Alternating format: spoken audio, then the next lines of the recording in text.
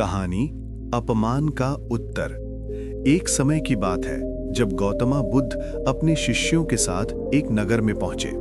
वहां के लोग उनकी शिक्षाओं से बहुत प्रभावित थे और उन्हें सुनने के लिए दूर दूर से आते थे। लेकिन उसी नगर में एक घमंडी व्यक्ति भी रहता था। उसे ये पसंद नहीं था कि लोग बुद्ध का इतना सम्मान करें। उसे लगता था कि बुद्ध सिर्फ लोगों को बहला रहे हैं।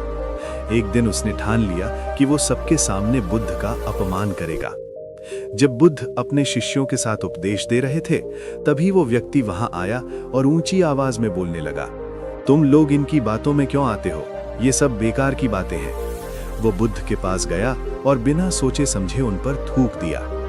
ये देखकर सभी शिष्य क्रोधित हो गए। उनका मन हुआ कि उस व्यक्ति को सजा दें, लेकिन बुद्ध बिल्कुल शांत बैठे रहे।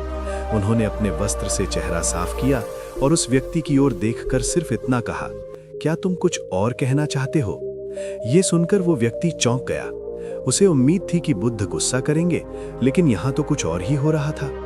वो बिना कुछ बोले वहां से चला गया, लेकिन उसके मन में एक अजीब बेचैनी शुरू हो गई। रात भर उसे नींद नहीं आई। वो सोचता रहा, मैंने इतना अपमान किया, फिर भी उन्होंने कुछ नहीं कहा, आखिर क्यों?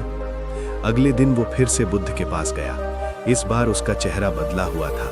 गुस्से की जगह पछतावा था।